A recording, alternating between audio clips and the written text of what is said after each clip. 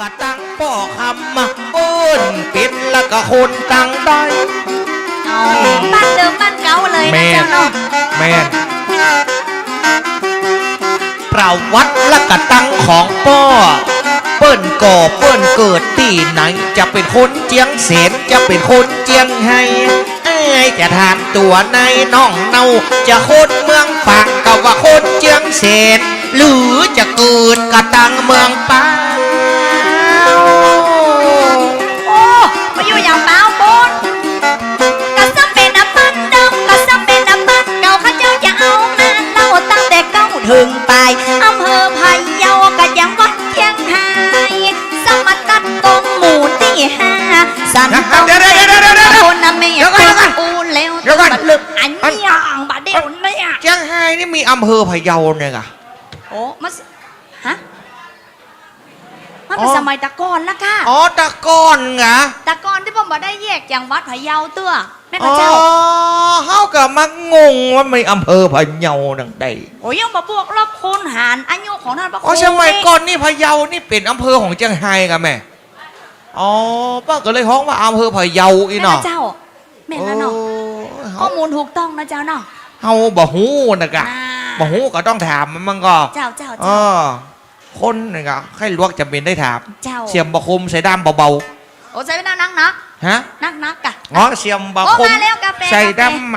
นักคนไข้ลวกจำเป็นได้ถามเปิ้นว่า10น้อยมันตึงบะเต้านาน10อาจารย์มันตึงบะเต้าตุเจ้าแม่น10ตีมันบะเต้า10โท10บะโอบะเต้า10บะเป้า10คนลวกถ้ามันอยู่ตีเก่ามันตึงบะเต้าแง่วอย่างน้องพันนี่โอ้พระเจ้าอย่าได้เพราะว่าเงาเลิงเมืองอันนี้แบบที่ว่าข้าเจ้าเงาถ้าเงาอยู่กับตีนี่ดักชื่อคือเจ้าถ้าเงาเลิงเมืองนี่ลวกอยู่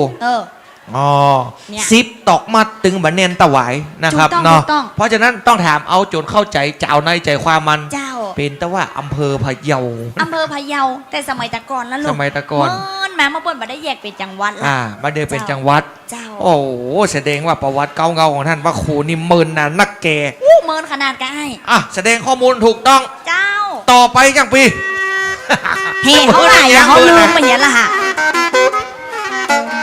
ถามใหม่ก็ได้ถามใหม่ถามใหม่ประวัติแล้วก็ตั้งบ้านเก่าแล้วก็ของป่อเจ้าไอ้จะจือจะจำตะกี้ไอ้ถามบ้านของป่อคำจะอยู่เจงเหนือก็ว่าอยู่เจงใต้จะอยู่เมืองเปจะเวเมืองน่านจะเวเมืองพันก็ว่าไปเจียงไฮ้เป็นดีใครถามพันนี้อีนายบอกฮือป่อใจได้ฟังเหมกำบ้านเดิมของพ่อของแม่ของท่านพระครูนะเจ้าเนาะจบเอาคือหาหลักเอาคือหาหนุ่ยถามไปเลยอย่าเบื่อมานั่งถามให้ถามแล้วก็ตั้งป่อขับมันเข้าบ้านเดิมมันมิตีในขอปอบอกก็เฮือในเข้าใจแล้วก็ขอปอใครเพื่อไอ้วันปีน้อยตั้งใจฟังดีๆเนอะบอกมาให้เรียบร้อยก็ซ้ำเป็นน้ำมันเดิมก็ซ้ำเป็นน้ำมันเก่าข้าเจ้าจะเอามาเล่าตั้งแต่เก้าถึงปลายอำเภอพะเยาอย่างวัดเชียงไฮ้ซ้ำกับมาตัดก็อยู่บ้านหมู่5สันต้มเต็มกะตำบลน้ำแม่ปื้มมาอูเหลวตึงบันลืมมาบนเตะมวนบ้าซ้ำตั้งก็อยู่หมู่ที่5สมัยเหมือนเตะเหมือนว่าบ่ได้เป็นจังหวัดพะเยาตอนนั้นยังมามีจังหวัดพะเยาดูแต่ก่อนยังรวบรวมอยู่ก็จะหายหมดซ้ำเป็นบ้านเดิมก็ซ้ำเป็นบ้านเก่าจะเอามาเล่าตั้งแต่เก้าถึงปลายเมื่อพะเยายังเป็นจังหวัดเชียงไฮ้ตัวอีนายน้องจะเอามาหมู่5เปิ้นว่าสันน้องเต็มสาวบ้านแม่แปงก้อยลมก้อยเป่าจีนละน้องบ้านเก่าตกตีแม่ปื้มดึงมาลืมเป็นนักเป็นลายตะกอนพระเยานี่เป็นจังหวัดเจียงไฮ้ตกตัดตีหมู่5พ่อคำดีอกดีใจจักได้แต่งงานกับแม่สีฝังบาจักเป็นไผ่คนใดกันนะขอฮือบอกมาได้ฟังแหมชักก็แม่อย่างเหรอแม่อ้อม ป่อคำจะได้ร่วมชีวิตกับตึงกับเมียฮักใส่ใจอันนี้ก็บ่ใจภายในนามว่าก็คือแม่อมฮือมาเปลี่ยนเส้นแนมสกุลเครือใจเป็นไม่ฮักใส่ใจน้อยสมัยนั้นจีมก็คือแม่อมโคนงาม ป่อคำก็ตึงแม่อมสมัยแต่ก่อนก็ได้เป็นแต้วเป็นสาวป่อคำก็เป็นคนหล่อเหลาแม่อมก็ตึงงามเหลือก้นอยู่บ้านใต้กับบ้านว่าบ้านเหนือบ้านหัวบ้านหางตะกันเปิ้นก็เอิญพบแม่อมงามเหลือเปิ้นว่างามพินตึงทางเยา แม่อ้อมนี่นะ เจ้า ป่อคำนี่เป็นหลงเสน่ห์ขนาดนั้นนะ แม่ค่ะตึงป่อคำบนมาตึงแม่อมเมื่อตะก่อนเมื่อเป็นดาวเป็นสาวบ้านเดิมบ้านเก่าอยู่อำเภอพะเยาเมื่อเป็นดาวเป็นสาวก่อนอันซ้ำอยู่บ้านหัวซ้ำอยู่บ้านห่างบ้านบนใกล้กันไปพบรักแห่งนั้นเนี่ย อย่างมาตีมอกตีมใจของตัวไอ้คำเจ็ดล้าน โอ้ไม่ได้นี่เป็นไทยแล้วมั้ง ไอ้ป่อคำบ่ได้ไปต่างจองต่างบ้านนะบ่เดียวมาเปิงอกเปิงใจ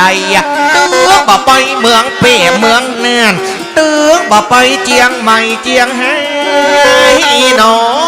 แม่นายมาลักเปิงใจสาวงามสาวเทว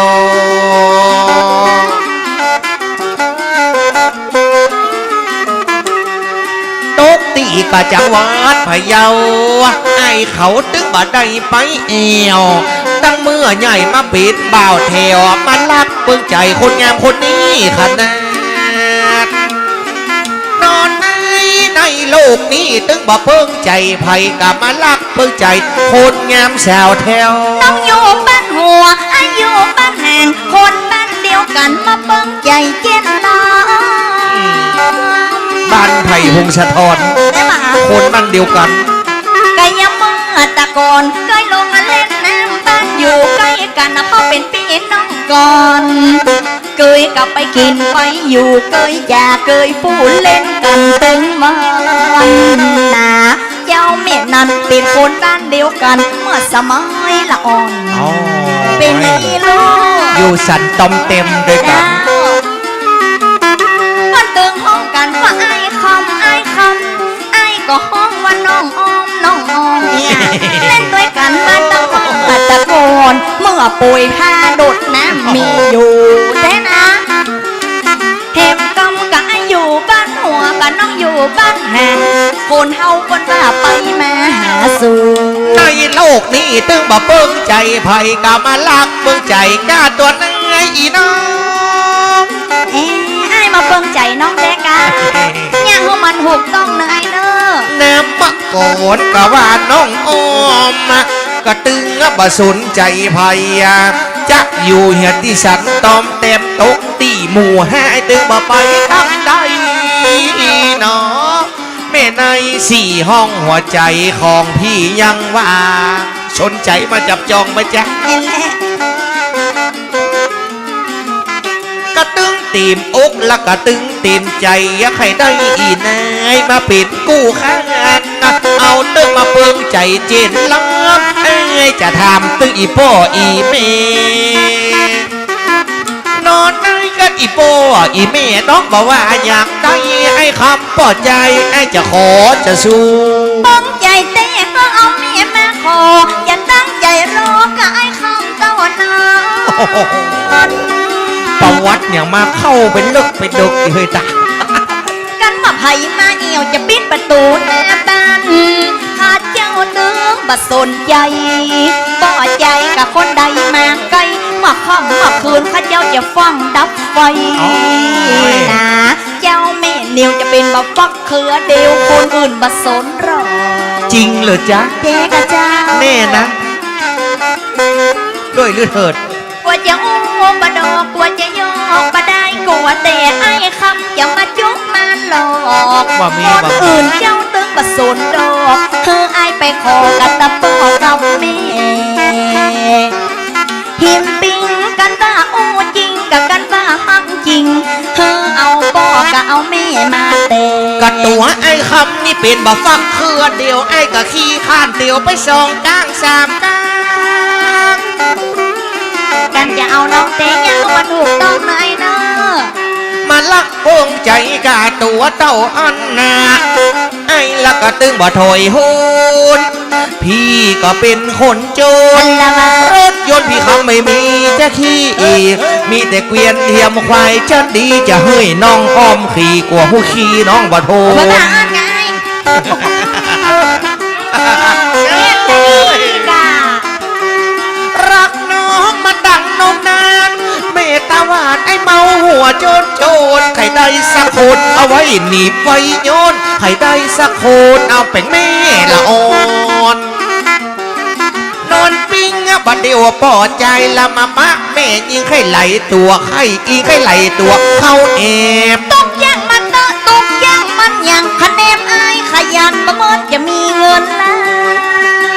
น โอ้ยไอ้ยังมาเต็มใจ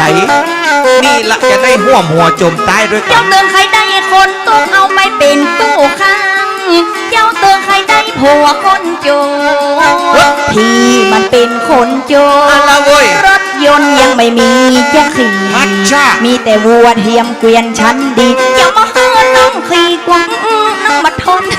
ไอ้ยังประโทษนะมา หอยมี โอ้โห อย่าไปปิดเนอะ โอ้ยแต่ รับพี่มาตั้งทำมางานเมาหัวจนโจรเล่งโอมากระเตืองเล่งโยนเป็นมาเฮาสองคนคงบ่ปนกันแน่แต่นอกันมาฮักกันเต้เฮอเอาเมียมาขอจะตั้งใจรอกาปี อู้กันตั้งหักอู้กันตั้งเป็กเหมือนกันน้ำเก่งมาติดถ้วยเป็ดจอนจะได้สัตว์ต้อมเต็มละมานอนรวมห้องไอ้คำถึงบ่เฮอมีปัญหาพี่คำนี้ก็เป็นชาวนาน้องจ๋าอย่าเพิ่งว่าบนนะรักของพี่นี่ซื่อสัตย์เลือล้นรักของพี่นี่ซื่อสัตย์เลือล้นถึงจะจนไม่มีตึกแต่ไม่เคยนึกหวันเกรงต้อยแหลกต้อยแหลกต้อยแหลกต้อยต้อยแหลกต้อยแหลกต้อยแหลกรักน้องมาตั้งนมนานเมตตาหวานไอ้บ่ใจอู้เล่นเพิ่นว่ากำเว้นละมันบ่ใจกำเว้นล่ะไอ้ตึงไข่เต้นเข้าใส่ ไอ้แล้วมาจี เป็ด เอา กำเป็ดกำเอาเตอะแต่ตึงไข่ตีดประจำตึงไข่ฮักไข่ขำตึงบ่ไข่ออก ไอ้คำฮักกันแน่ขี้เป็นคนใครได้ผัวสักคนไปลบคนขี้ โอ้โหมันเขียมที่โลกกันเนาะนี่พ่อมาช่วยโลก กันว่าโอเต้กันว่าเอาเต้มันเจ้าลักกระเตืองเต็มใจสลิดติดต้นสลักกวเตะปวดใจจะฟังบ่ได้นายเจ้าแม่นายตามใจปวดใจไปปักสั่งตังอยู่อย่าเอาน้องเต้ไปน้อง เอาแต่ต้นใจ มันมาปากบานแล้วเมื่อมันแล้วตึงใจปากบ้าบ่ได้ปวดใจบ่สู้จะเอาเป็นเมียก็ไม่อย่าเปียเป็นชู้ขอส่งกำฟูเก้าตึงสองฝ่ายพิมพ์ปิ้งคนยังน้องพยามาฮักจริงกลัวกล้าแม่ยิงจะไปฮักเมาเฟ้อ ไอ้บ่อูบ่ดอกไอ้บ่ยอกบ่ได้ลูดไหลเหมือนควายขี้ใส่น้ำ โอ้ถ้าอย่างนี้ก็ยินดีนายไอ้จะมาขอเอาไปเป็นแม่บ้านนะตึงบ่มีปัญหาเอาตัวตะเปิงอกเปิงใจพุดไปแผ่วปิดตามาตาหนอแม่นาเลือกวันมาไอ้จะมาแต่ง จำเป็นได้พอมือจันวันนี้ไง จำเป็นไอ้จะฟันใสอู่ลูกบ้านมาตัวแต่งกับคนสวยห่างเห็นหน้าวันนี้ไอ้จะทำแต่งคนดีน้องจะสู้จะชอบแหมกำเอาเตอะจะอยู่ตัวกันเขาจะตีดประจำเขาจะปั้นมีลูก ปันประโยชน์ด้วยกันเฮาฮักกันเป็นกันกว่าแต่คนตั้งหลังก็มีบาพู พ่อกับบอกว่า เพราะว่าพระเจ้า อีมี่กระตึ้งประจม กลัวพ่อกลัวแม่ตั้งปูนเปิ้นมาสู้จำเป็นก็ต้องพอเอาการพี่เล็กไม่อย่าเอาวันติดอย่าเอาวันจันทร์กว่ามันเป็นวันการอย่าเอาวันพุธกว่ามันเป็นวันเสาร์อย่าตัดใจเมาอย่าเอาวันหัด มันไม่พอเลิก จะ ที่พ่อ เอา จานไหน วัน เนี่ย พัดกว่ามันเป็นวันศุกร์จะเอาวันศุกร์กว่ามันเป็นวันพุธจะเป็นได้เลือกเอาวันบริสุทธิ์จะเอาวันกันวันดีแน่ อันนี้จำแฮที่ไหน เทมกังก็จะเอาวันติดกว่ามันเป็นวันจันทร์จะเอาวันอังคาร เดี๋ยว กว่ามัน เดี๋ยว อัน เลิ ยัง ก ไอ้ แต่งงานมันไม่ใช่พออย่างอัน โหแล้วคนพ่ออย่าได้ข้าเจ้ากับบันไดยันมานับเจ้าบันไดอยู่วัดอยู่มาอ เลิ ย่าง ก ไร แต่ ลู ง ก งานไปกันไล่อย่างอีกอ่ะเนี่ยอย่างพ่ออาจารย์นังเจียงยืนเป็นไล่เนี่ย เอาเป็นไรยายไอ้ เช็ดไก่ใจเป่านี่เมาสีเศร้าเดากันลันกันฟันกันเจาะแกะ หน้าเชิงไม่บ้าอย่างอันน่ะว่ามี12 เดือน ฮะ อันนั้นมันเลยไปเป็น30 เดือนว่ะ มันไม่ใช่พออย่างนี้กะ โอ้มันไล่เป็นปีไล่ปีไล่เดือนไล่วันกาย อ๋อกะ เจ้า โอ้นั่นน่ะไล่ อย่านั นั บ ก วัน มา มันไล่ ได้ วัน มันไล่นักมาได้มันต่อสองแน่วิหารหลวง เตะกันเนาะอย่าว่าอย่างล้ำกับกลัวบ่เปิง เออ เป็นอย่างสูงมาเพราะว่าอย่างซอนี่เขานั่งบนผาไปเคดอภัยโทษอยู่ละ อภัยทาน ฮะ อภัยโทษนะมันคอกมุ่น โอ้โหอัน อ กัน ภัยทาน เออ อภัยทานเต้นเนาะ เลิกหามื้อจันทร์วันดี เจ้าถ้าเปิ้นพอมือพอวันนี่เปิ้นพออย่างใด ตาม ไอ้ กำโบราณออกในธรรมของพระเจ้าเปิ่นว่าเกียงห้าเก้าเสียติดกับจันทร์เป็งหยี่60เสียวันอังคาร4 8 12เสียปืดกับสุก โอ้โหมาพืชมาสู้อย่างกันนี่ เออเลิกแต่งงานมาไปทั้งบุญเนาะ ต่อพ่อเนาะ37 11เสียเสากับพัดจะคำเป็นบักตึงบะมีพิรุษ โอ้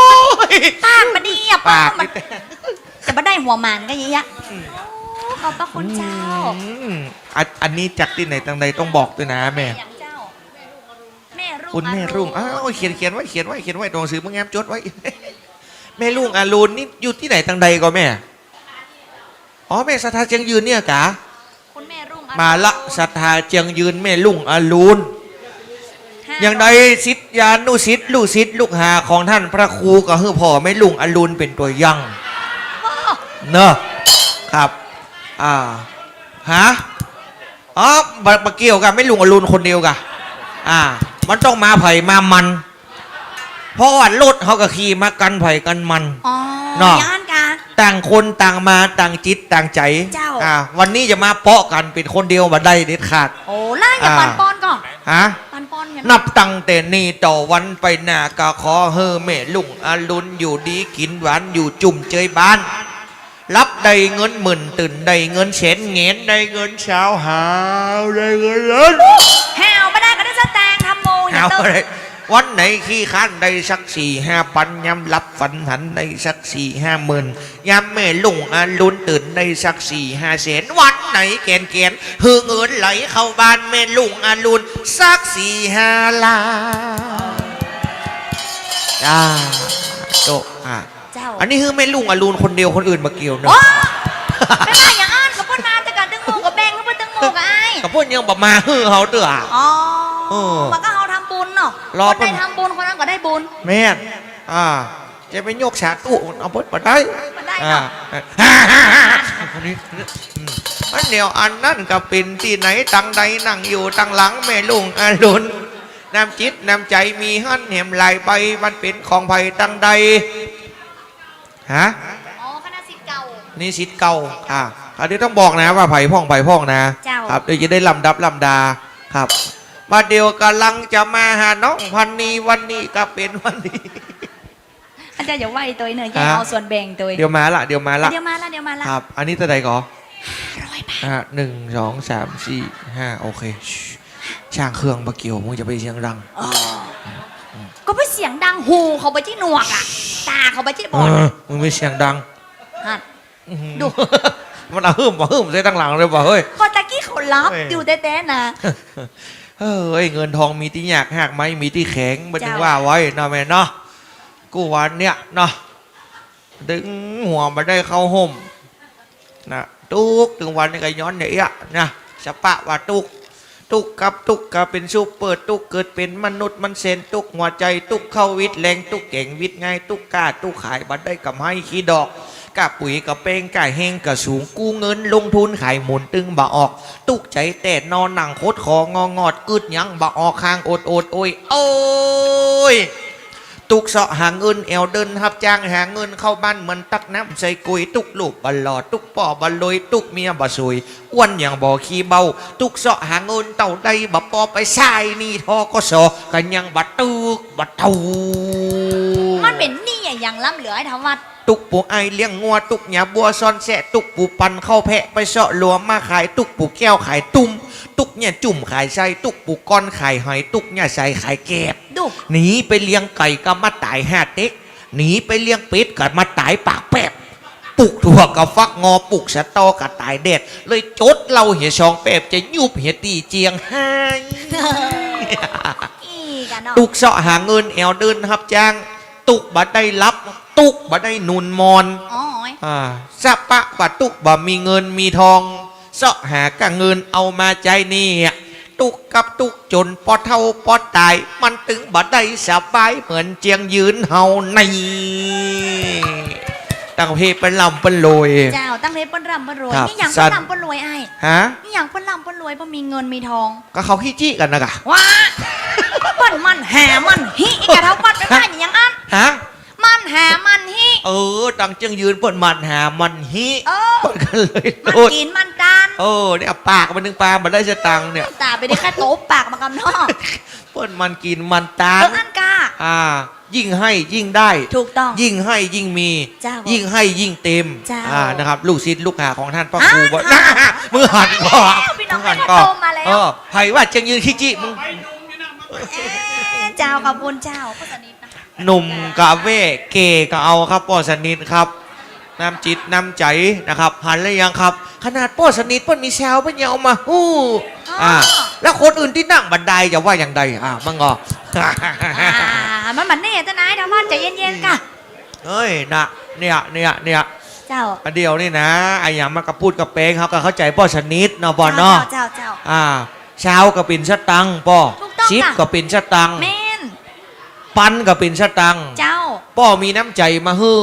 ก็ถือว่าดีอกดีใจละเจ้านะครับเนาะเพราะเดียวนี่ไอ้ยังกระพูดกับเป้งเงินทองนี่หายากหากไม้มีที่แข็งกว่าจะได้แต่ละบาทแต่จะได้แต่ละชาวเข้าได้ซื้อกินแผ่นดินได้ซื้ออยู่ถูกต้องอู่ได้ซื้อนอนมอนได้ซื้อหนุนเงินทุนยังได้กู้ขนาดจะอู้ยังได้เติมสตังค์แต่ค่ะเรามึงมาเติมล่ะพันนี้เฮ้ยไม่ว่าใดยกหูโทรศัพท์มาแล้วพี่น้องเชียงยืนโอ้พี่น้องสังกงคือว่าบัดวันฉันโกงหลงหลงนี่มันจะลวงเลยกะอันนี้คุณแม่อย่างพระเจ้าแม่ก็แม่พันนีชื่อเหมือนน้องเลยชื่อเหมือนแจ้งชอเจ้าแม่พันนีแม่ประธานแม่บ้านเนอะเจ้าโอ้ยแม่ประธานอันนี้แม่ประธานมาคนเดียวเนาะกลุ่มแม่บ้านนี่ยังบ่มาจะเนาะอันนี้แม่พันนีเงินหนองเงินมีอำนาจล้นฟ้าตกใส่หินตกใส่ยาตายตกใส่สาวจีคันอะไรยังคันหูวุ่นวายวิดไปตกใส่แม่ไม้นอนไงเซนเบนตกใส่นักห้องถอดกระโปรงตกใส่สาวลำวงแปลงก้นเงี้ยตกใส่ไม้ต้อนกลายเป็นไม้เป็นตกใส่เขียงนาเวนกลายเป็นลาบควายขอไทยยาพวกหนูทั้งวันเนอะโอเคขอบคุณของพ่อสนิทมาแหมเช้าแม่ประธานพันนี้ไม่แหมตัวใด100 บาทผ่านถ้างบอันนี้ผ่านสีเลยเมาต่อพ่อคำกำลังเปิงใจแม่อ้อมอยู่หัดใหญ่ว่าเนอะกับยักษ์ก้อนข้าวตอนนะแล้วเมื่อใดจะถึงท่านพระครูวะเดียวเนี่ยพ่อดงผมไม่ได้เกิดนะท่านเอาเขียนเขาหน้ากับประวัติมันจะประเชี่ยงนะมาเดียวเนี่ยประเชี่ยงนี่ประวัติพ่อคำแต่เดิมแต่หลังเปิ้นฮักกันแปลงกันในสมัยนั้น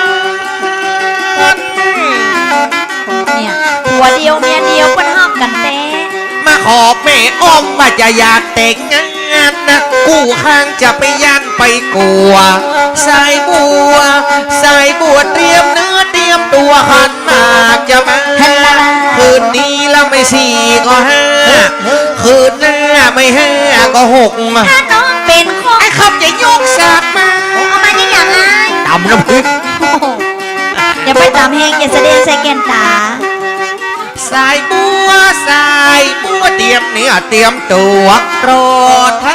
จะยกเอาอันขึ้นไปตำหลังมาไปตีไข่จ้าที่ของกินละอ่อนสักคำมาแม่อ้อมกับตึงป่อคำฮักกันเป็นกันเมื่อแต่เดิมแต่เก่า ไอ้มัดกันละมุมไอ้จ้องกันละปอมเอามามัดด้วยกันเมื่อมันเป็นป้านอ่อนลอ อ๋อสี่จะมาแยกจากกันเนาะ กับกันมาไอ้คำเบิ่งใหญ่กับอีน้องอ้อมบอกว่ามีปัญหาอย่าเอาไอ้คำเป็นสามีส่วนน้องอย่าเป็นภรรยานะเจ้าแม่นี่อยู่บักกี่ปีเฮาอย่าได้มีลูก บ่ต้องกลัวไอ้คนนี้เอเต้าเอาเตะ มาสร้างสมบัตินำมาสร้างรักแทนอยู่ต้วยกันสร้างแต่งให้ถูกมายุ่ยกันก็มายุ่ยกันปลูกจะได้มีลูกก็เอาไว้ซื้อ เช่นไรบัดตายไอ้บันหนีจากน้องไปไหน บ้านเมืองเอาไว้อยู่ต้วยอยู่หอย่อเงินสืบบ้านสืบเมืองสืบนามสกุลต่อ จะฮักอีกนายตราบจนวันตายแม่โลกนี้สัตว์หลายเอาจนบ่ไฟฟ้าห้อง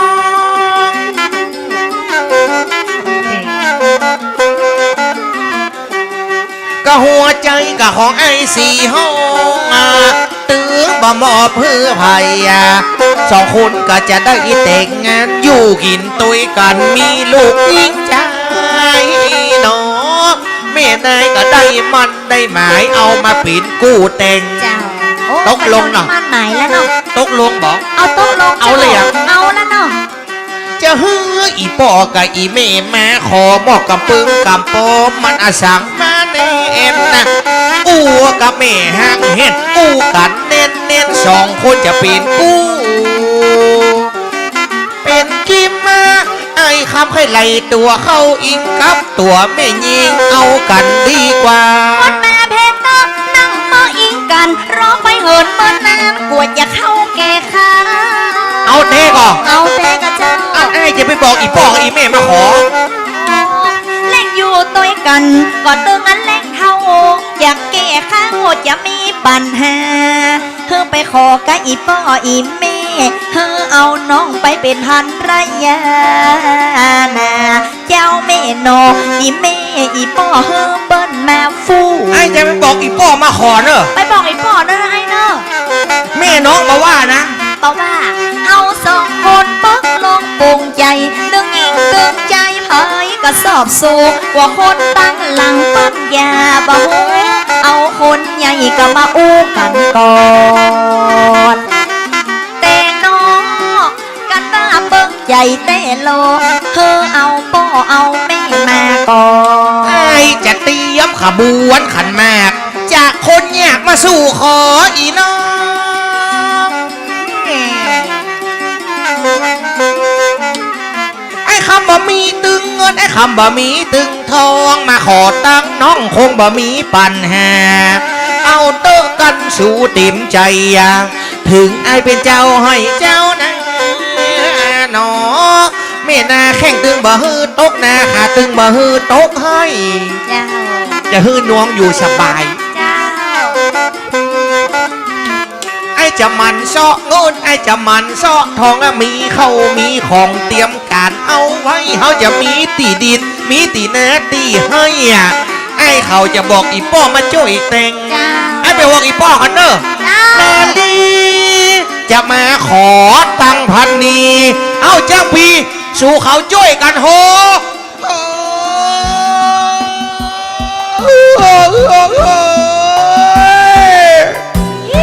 ขบวนเจ้าเบาสันตอมแต้มมาแล้วนะโอ้ยเมื่อใดเนี่ยจะถึงท่านพระครูมาเดี๋ยวเนี่ยอันนี้ยังอยู่ป้อคำกับไม่อ้อมอยู่นะมาเดี๋ยวเนี่ย ให้ อย่าเป็นปีเข้าแล้วเหรอ ไอ้เขียนโอ้จะได้เป็นกู้ผัวตัวเมีย เจ้า จากนี้ชีวิตกู้ตระกูลเครือใจจะได้เริ่มดำเนินณตอนนั้นที่บ้านสันตอมเต็มหมู่ห้าแม่ปืมแล้วเนาะครับอ๋อลูกศิษย์ลูกหาทั้งหมดเนาะแม่เนาะที่ไหนแม่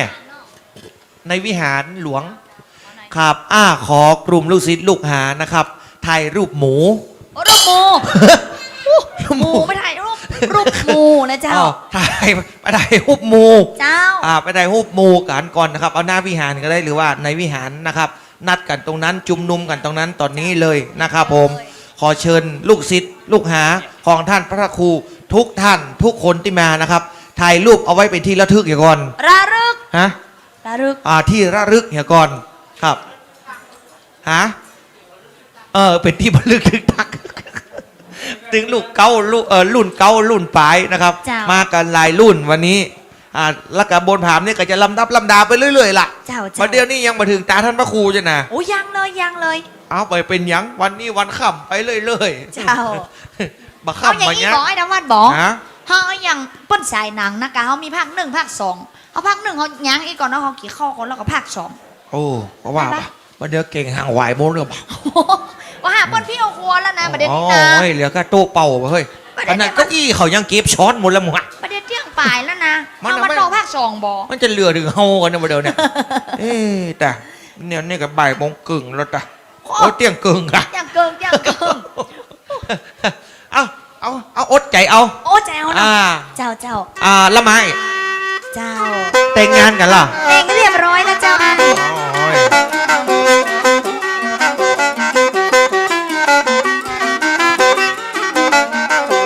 กับแม่อมแล้วกับตึงกับพ่อข้ามากินนะแค่กะแต่งงานจะได้อยู่ตัวก่อนนะ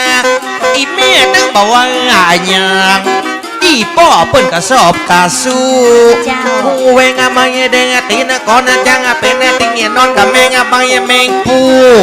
บัดเดียวจะได้มาเป็นกู้จะได้มาอยู่สองคน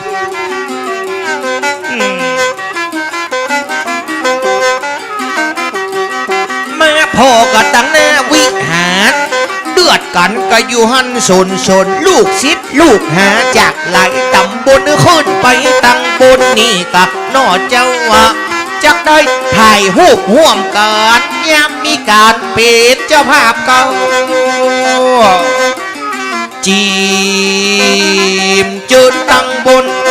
จะเรียนเจิญลูกหาลูกศิษย์ทั่วสารทิศไปถ่ายรูปตัวกัน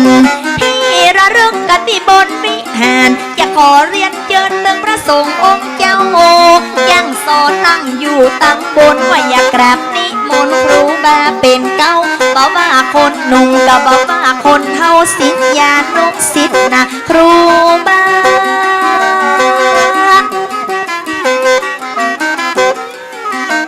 สองคนผัวเมียอยู่ตัวกันแต่ตึงป่อตึงแน่ว่าบ่มีปัญหาฉันสามีและภรรยาอยู่ตัวกันมาและยังมีลูกมีเต้า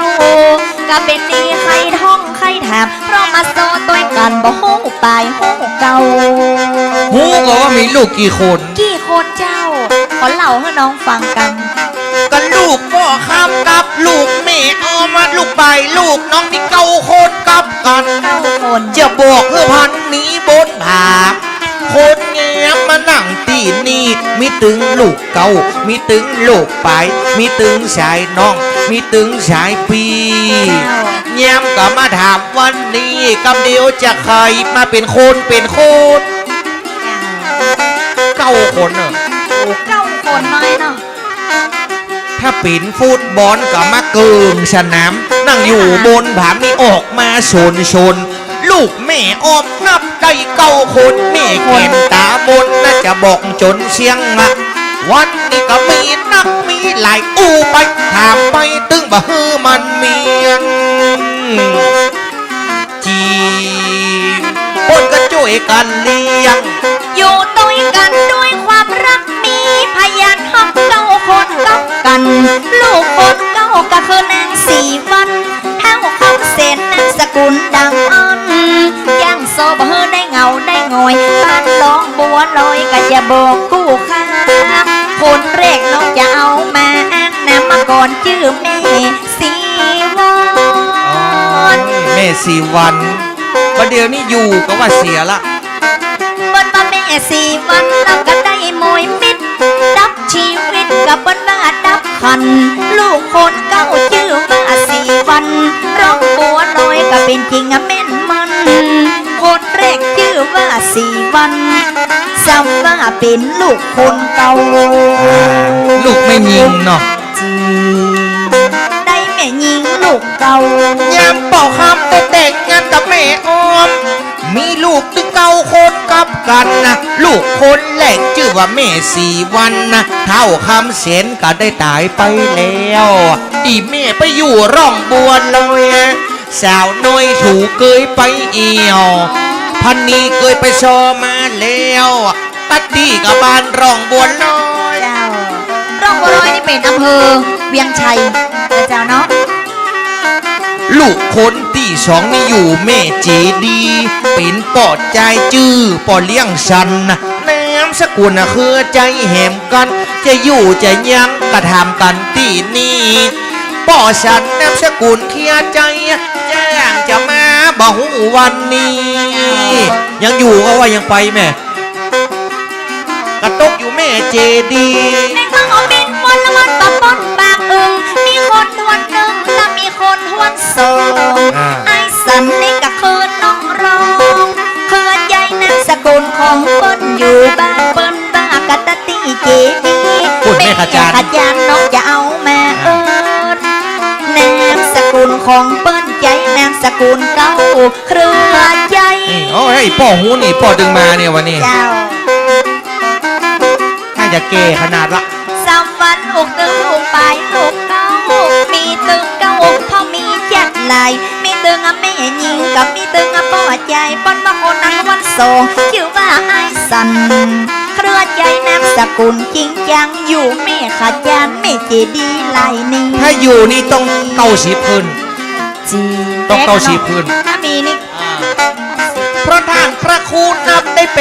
87ตั้งแต่วันเกิดจนถึงวันตายบวชลบคุณแห่นกับไอ้วัดปอดใจเฮาวัดกันกับเมื่อตัดเจ้าว่าถ้าว่าป่อสันเครือใจป่อยังอยู่ป่อก็จะเท่าว่า80 เก้าหรือ90ไปไอ้จะบอกคนแงบแม่นก่อน เจ๊กอะป้อนห้องอุ้ยหมอนแล้วลูกเนาะ แล้วคนทวนสามจะไม่ยิงจะปลอดใจจะอยู่กันที่ไหนไอ้วัดก็จะทำบอกมาตึกกับพันนี้คนงามเปิ้นจะอยู่ไกล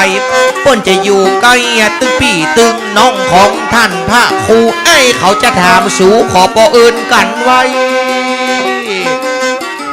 จีบเป็นไผกะบ่ฮู้ มีคนที่หนึ่งกับที่สองที่สามทัดอยากไอ้สันเปิ้นก็ซ้ำตายคนที่สามซ้ำเป็นป่อใจนามมาก่อนชื่อว่านายพัด อ๋อ บ้านเดิมอยู่ร่องบัวลอยอย่าโซดอย่าลำดาลำดังนามมาก่อนชื่อว่าไอ้พัดใจนามสกุลเก่าเครือใจโอ้ก็สืบนามสกุลไว้หลาย ตายก็ว่าอยู่ ตายไปเรียบร้อยแล้ โอ้ วเจ้า ตาย คนที่สามน้องจะไล่จะยัดชื่อว่านายพัดก็ซ้ำมาตาย เออ คนทวนแสงซ้ำเป็นต่อใจเครือใจอันนั้นเป็นนามสกุลตนที่สี่นับว่าเป็นบุญคือท่านพระครูของเฮาเต้เต้ อ๋อท่านพระครูนี่เป็นลูกทวนเสีย และน้อง กระท่านพระครูเป็นลูกทวนสีอีน้องพันนี่ก็ได้เล่าได้แก่ที่เกิดจากต้องมันเด้อเนื้อก็คือแม่อม มีตึงลูกเก้าลูกตาย จังหวัดใหญ่หมดแต่เดิมแต่ก่อนยามเมื่อพระครูเป็นละอ่อน ชื่อเต้ชื่อเดิมจะชื่อว่าอันใด อ๋อชื่อเดิมชื่อเก่าค่ะเจ้า ชื่ออะไรอย่างนั้นมีแม่สีวัน มีป่อสัน มีป่อพัดนี่เป็นลูกคนทวนสาม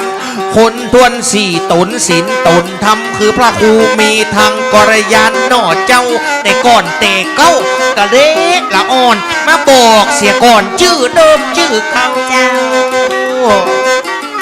จีมกันน้ำว่าอันใด ตะโกนยืนเล่นห้องน้องเม็ด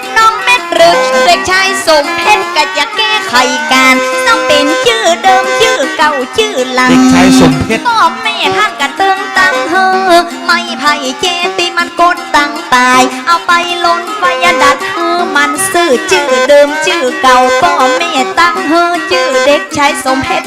มาเมื่อบ างห้องก็ห้องเด็กชายเม็ด เจ้า ไอ้เม็ด น้องเม็ดอีน้อง บางห้องสมเพชร เจ้าสบ้าจืดเล่นห้องบ้านน้องเม็ดเด็กชายสมเพชรก็อยากแก้ไขการเอาชื่อนี้มันก็ห้องตึงงามพ่อแม่จะบอกพี่ไอ้สังว่าชื่อนี้มันงามพ่อแม่ก็ได้ตั้งฮือไว้ ก่อนที่ท่านจะบวชนี่เปิ้นไปแปลงกาดอยู่เชียงใหม่ อย่างเจ้าก าดสมเพชร บัญใจจะได้นครละตีคนละเจ้าผมเพิ่มเติมข้อมูลนะเจ้าอ๋อ ปัดเดียวจะได้เพิ่มเติมข้อมูลและแม่จีดอกอุ่นหัวไผเป็นไผวันนี้ละตะวันปอใจจะลำดับลำดาไปเป็นถอยจักถามตังเก้าตังไปขอบรรละยายให้มันเสร็จเรียบร้อยบัดเดียวพันนี้กู้ห้อย คนที่ห้าลูกของปอครับ อันนี้สำคัญนะ โอ้คนนี้สำคัญเนาะ ก็คนที่สี่นั้นก็คือตนบุญแม่จีดอกอุ่นมันเล่ากันบนพาม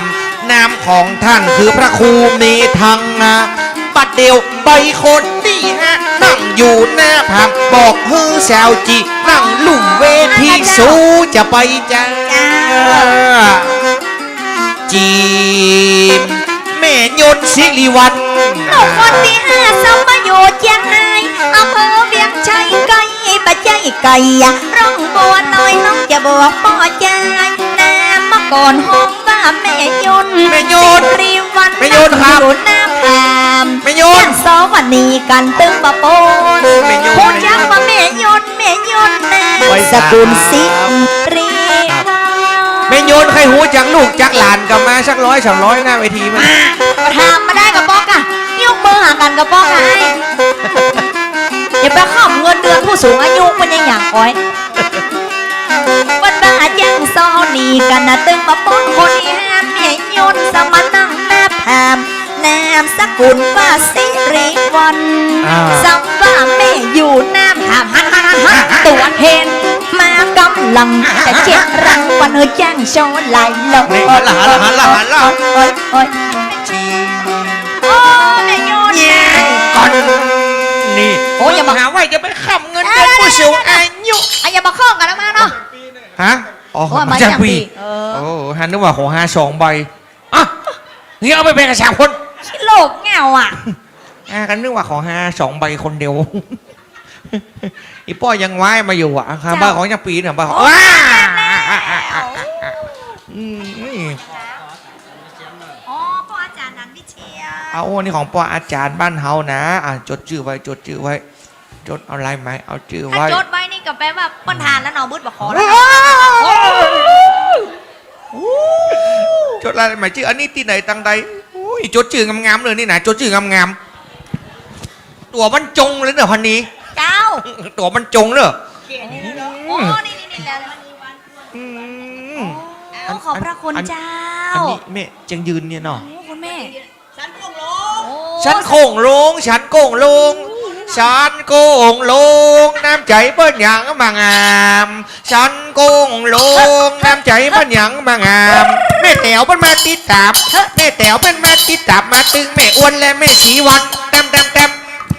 อันอย่าสั้นแต่บักกอกเงาแต่บักกอกพูดเกินพูดกลางอย่างงี้ก็มีกระทอดกระแทนโอ้เอาเงาๆนั่นกับพอเนี้ยมันแบบที่สีแดงนะ เดี๋ยวจะห้ามมาจน4 โมงแรงวะล่ะ ไอ้ดาวาดไอ้ดาวาดพอเนี้ย ฮะ จีของจริงของจริง มึงอย่าไปเสียงดัง นี่อย่ามอง ช่างเครื่องจะได้ยิน โอ้โหไม่ใช่นวกตาไม่ใช่บอดโด ไม่อย่าเปียกหุ้นไปตั้งหลังหัวอย่าง เก็บก่อนเนาะเก็บก่อนเนาะ รางวัลนำใจติแม่แต๋วแม่อ้วนแม่สีวันเอามาปันนับแล้วเป็นเงิน 1,000 บาท 1,000 บาทของแม่แต๋วแม่อ้วนแม่สีวันขอให้ปิกไปเป็นเงิน100 ล้านบาทไปแบ่งกับคนเดียวโน่100 ล้านบาทให้ปิกไปหาแม่เกษินีแม่มะนีวันและแม่สีวันตึง3ถ้าตังอีแม่ใครได้200 ล้าน เจ้า แม่ก็เอามา1,000 พ่ออันนี้เดี๋ยวไปอย่าห้องไปยักยอกทรัพย์อย่าไงฮะ พร้อมกันนั้นตะกี้เป็นของแม่ยนต์ เจ้า แม่ยนต์ได้เอามาปั่นให้เฮา3 แบงค์ 3 ใบ เจ้า เป็นน้ำจิตน้ำใจที่แม่มาปั่นบ่ใจว่าจังซอบนผามจะมาขำเงินเดือนคนเท่า อ๋อ แต่ว่าแม่โยนบอกว่าเงินไหลเข้าแม่บ่ได้เอาไปที่ไหน อ๋อ เพราะว่าบ่ฮู้จะเอาไปใจอะหยัง โอ้เจ้าเจ้า ลูกหลานตาเต้าซื้อมาไว้มาฮือหมดคนนั่นก็ฮือน้อยคนนี้ก็ฮือน้อย เด็กอะ แล้วมันจะได้กินได้ซื้ออะหยังอีแม่บอก โอันกะ น่ะเมินป้าจังซอก็จะเอามาฮือลูกฮือหลานในเตื้อนุ่ง อ๋ เนี่ย อเจ้าเจ้าเจ้า สวัสดิการรัฐบาลแจกทั่วเท่างอกเต็มหัวบ่ต้องไปกลัวอดตายบ่เดียวมีเบี้ยยังชีพไปฮือซื้อกินสบายเท่าแม่ยิงเท่าปอดใจเดือนละเล็กเดือนละน้อยปะติบปะคำปะสมปะมาขนาดแม่ยนต์ของแห่ก็ยังได้เดือน700 เต้มาหาแม่700แล้วมาหา 800 ซื้อหวยหมดลึง อย่าไปบ้าอย่าอ่านนะมัด ฮะแม่โยนมันเล่นหน่อแม่โยนหน่อ มาเล่นมาเล่นมาเล่น เก็บอย่างเดียวที่เหลือก็คือลุงคือหลาน เจ้า อันเนี้ยแม่โยน อืม เหมือนไงสุกแฮมได้ โอ้มันเป็นไง ไงสุกฮานี่บัดเท่าของสุกพะเล่งอย่า โอ้ชุกมาแรงก่อ สุ น กพะเล่งอย่า ดู โอ้ย ให้ปากก่อนจะหวานเนาะ หลานขอต้องซื้อไอติมนะ เออ เอ้ยมันน้องขอเจ้าบ้านน้องจะซื้อไอติม อ่ะ ป้ามึงก็มีเงินเดือนจริงมีมึงก็มีเงินเดือนจริงมึงยังมาขอกับพ่อกับแม่มึง ดู มาขับยังกับกูนี่ ดู กูนี่ได้เดือนยัง600 700กุ้มกับชื่อเมียงชื่อเกียร์ เอ็นเล็ก นี่ โอ้เต้รู้คนเท่ามาเต้ด้วย มากองได้เงินเดือนคนเท่ามา เจ้า ชวกไม่เต้าคำต่างไปบุญกัดเลงหน้าบ้าน โอ้เป็นอย่างซื้อของกินก่ะ ไปถึงยังยื้อพอละ เออ อีผ่าน ไอ้ยาบอก งวดนี้7 ทีมีสัก3 ใบก็เอง แล้วมาหุ่มหวยหุ่มซื้อหวยหุ่มเหล็ก ที่หลานขอเช้าอ่ะซื้อไอติมนี่เอกปัด เจ้า มาที่ซื้อหวยนี่ซื้อกำ3 ใบพอหรอก โอ้โหหวยสูตรใบร้อยกันตา อันนี้อุ้ยชุก อันนี้อุ้ยสูเนาะ ชุกพะเล่ง เออดู บางพ่อก็เขาว่าชุกน้ำอ้อย ฮะเต้หมา คนเท่าเอาม่วนมาได้ เจ้า ครับที่จริงมันใจดี โอ้ใจดี แต่ก็ กัน ดึงขี้จมน่ะคนเท่าธรรมชาติของคนเท่า เตะเนาะ มาเดียวบอกให้สบาย โอ้ นั่งทอดเท็ดมาอยู่ชุกละกำมิดเนี่ยเทียน1 เซะเนี่ยเอาเข้ามือด้าน อ๋อ เป็นน้องเป็นเลือดไปหาหมอเจาะน้ำยางน้ำหนองออก เจ้า มาเดี๋ยวนี้มาคือกำมิดกำมวยอย่างละอยู่เฉยๆที่จริงเฮงมันมี เจ้า แล้วมันบะม่วนคนเท่าอยู่บันไดมันบะม่วนเนาะ เตะกันเนาะ เออน่ะ เที่ยวไป เที่ยว เนาะ ไปแฉะไปฟันไปตามละทอดเท็ดเอาจุนแวดบ้านจุนเป่งลึงนะ เจ้า วันเดียวนี้โอ้ยปานนั้นไปบสบายนี่เอ็นดูขนาด เจ้า เฮาไอกับคนเท่าไอนี่เหมือนกันนะ โอ้มันเป็นยังไงไอ้ เฮาไอนี่มันยัง นะ อ่า มาฟังคนเท่าไอแต่เป็นนี่เอ็นดูนะ แล้วบนไอ้ยังไงไอ้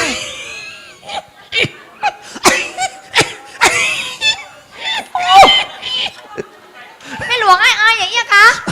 หมอนฮะไออะ โอ้ไอ้เหมือนอันนี้เลยไอ้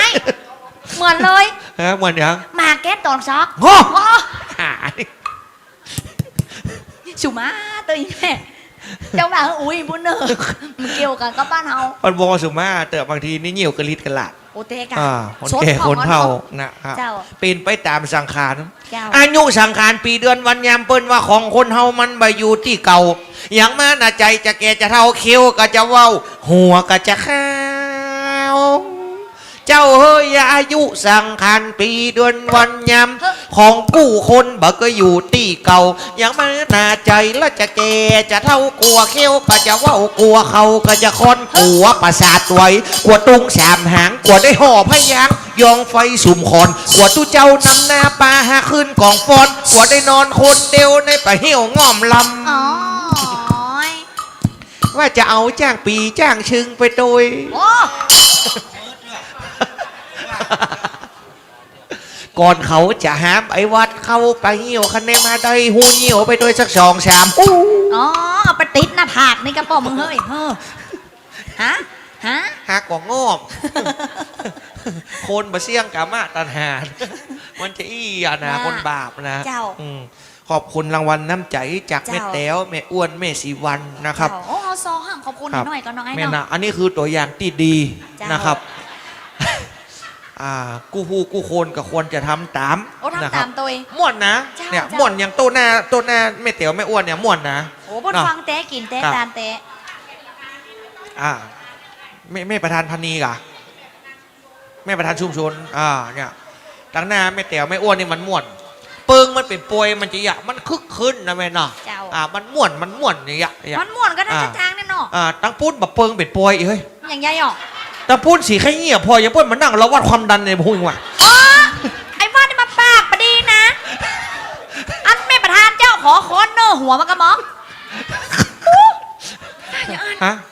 ตั้งนี่ช้ำหายเมื่อวานเนี่ย เนี่ยหมอก ยังมารอเบี้ยจากชีพเลยพูด มันต้องไข้หัวมันต้องเอาจะไปลอยอย่างเงี้ยมันเปิงเป็นป่วยดูเนี่ย โอ้ อืม แจกโดยเอง แม่น่ะ ยังแควนน้อยหนึ่งครั้งกับแม่ประธานชุมชนนี่เนาะ เจ้าเจ้า เสรีเมาขอบคุณทั้งแม่เต๋วก่อน เจ้า ขอบคุณแม่ยนต์ด้วย โอ้ขอบคุณไม่โยนตัวอันใดก็ดีห้อม อะไรก็ดีห้ามนะอีเฮ้ยโอ้ หวาน โห แม่หวานไก่แม่ ตะกี้แม่ยนต์แม่ก็มีน้ำใจตกมา3 ใบนับได้300 เจ้าขอบคุณแม่วิญญาณเนอะ จะซ้อเอาใจจนตะวันมันย้อยเฮาตึงจะบัดถอยไปไหนขอบคุณแล้วก็ตั้งเมตเตียวกีสินีปั่นมาเฮือแหม2 ใบนอกเมตแดงป่าใจตกสีแดงอันนั้นมันตกสีม่วง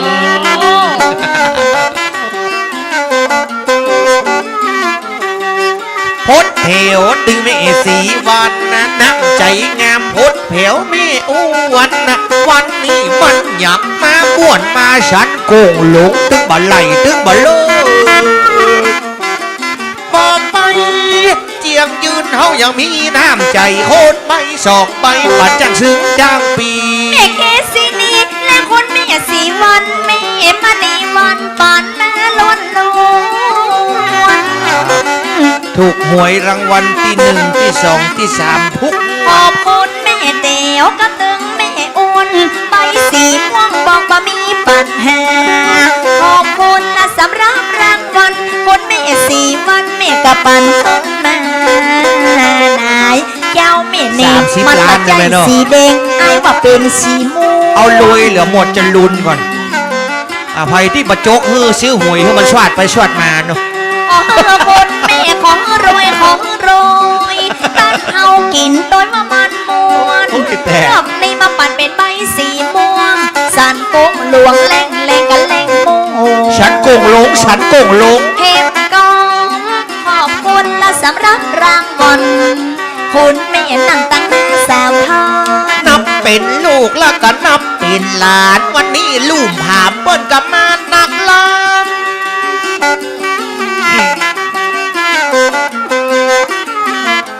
ตะกี้แม่ยนต์นะสิริวันนะเป็นน้องมีกะนั่นนาของตังพระครูดันเจ้าวะตามที่ได้เล่าบอกมาเนาะแม่นาบุตรคนต่อมาบุตรคนที่6อย่างคนท้วนหก จากร่องบัวลอยวันนี้จ้างจะมาได้หานหน้าหานตาโจนบุญนะบุตรแล้วก็คนที่6ไอ้เขาตึงและจะบอก คันนี้นามของเปิ้นชื่อแม่แก้วตันดี วันนี้แม่แก้วจะมาก่อน บางงานประโยคบ้านลืมโดยพี่น้องน้องบัวรอยมาหลายจริงแล้ว แม่ยุดแม่แก้วมาก่อนก็ว่าเสียเลี้ยงอยู่ประมา พั ณ กอยากแม่ยุดนั่นก็คือแม่แก้วตันเดียนั้นเป็นนามสกุลคนที่เจ็ดแล้วก็คือแม่คำที่รักจะบอกคือพ่อคุณนาเจ้าแม่นุ่มมาร่วมทำบุญตัวกันตึงหมู่ เสียใจแม่แก้วออกมา แม่แก้วก็มา อ่า แล้วแม่คำนั่นก็เจ้า เห็นที่จะได้เห็น300 แม่คำนั่งอยู่ตั้งหลังมาตันได้แจ๋มาตันได้ฟูแม่คำเป็นมาเปิ้ลนั่งอยู่มาตันได้อู้กันเฮียกำตื้อ ยังดีหน่อยเฮ้ยแม่คำมามึงวะ เพมกอมสวัสดีเจ้าละกะตั้งแม่คำนั่งอยู่ตั้งหลังอีแม่บอกปานจักบา ปีฮือแล้วน้องอยู่ตั้งหลังนะแม่คำคนใดกะบ่ฮู้แม่คำยกมือขึ้นแล้ว วันนี้นั่งกันเป็นหมู่แม่คำถึงวันนี้ไปไหนอันนี้ลูกคนทวนจิตของแม่อ้อมนามสกุลเครือใจหนอแม่นายลูกนักลูกหลายมันอาสางอบอุ่น ไปที่ไหนกับปะบ้านปีบ้านน้อง แม่คำมันต้องเตียวมาก็ได้เจ้าจะลงไปเอาก็ได้เจ้า กับเตียวพันนี้ก็จะเตียวไปหาแม่คำจ๋าได้อู้วันนี้นั่งกันเป็นหมู่น้ำใจแม่จะโจกมาฝากคนไม่แม่พอเตอะก็น้ำใจแล้วก็คนแม่ไก่เขาจะได้กี่บาท แม่คำนั่งอยู่ตั้งหลังวันนี้ถ้าอย่าแมนได้สตางค์หลายร้อย มาเดี๋ยวให้เคาะตั้งหมันนะเฮ้ยเปิดตั้งหมันโอ้ป้าปะเมากับบ้านที่เอาเก็บอ้อยเป็นบ้าแม่คำนั่งอยู่ตั้งหลังเจิญเจ้ากับเปิ้นบ้าเจิญเจ้ายังมาเก็บมันเฮาอย่ามาแจกซาตังนาเจ้าแม่นันขอบคุณแม่คำนามสกุลที่ราอ๋อลูกไม่ยน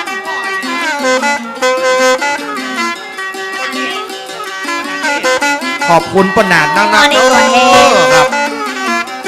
ตัวแทนป้อนนั้นเน็ตนี่ก็คือป้อนนายกสตางค์แล้วก็เอามาฝากรักบัวลอยป้อนใหญ่ดีขนาดกันเฮามีบุญนักได้ไปโซสักเตือตอนในพี่น้องเชียงไฮ้กับพี่น้องเวียงชัยวันนี้เปิ้นมากันหลายม้วนกันตึงหมู่ ก็มีตึงลูกก็มีตึงหลานตะกี้เป็นป่อนนานเอามาตามลุ่มให้ เจ้า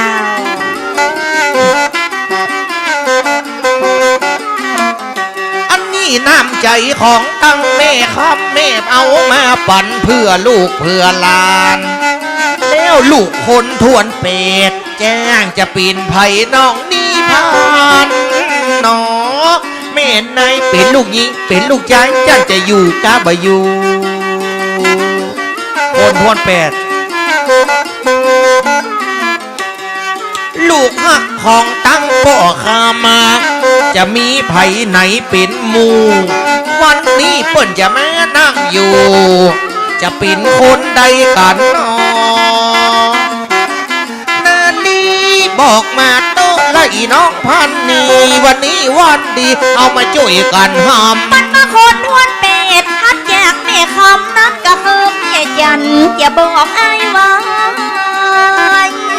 อยู่ก็ว่าไปละ เสียชีวิตละเจ้า เอาไปละ นามสกุลกับป้นว่ามันไร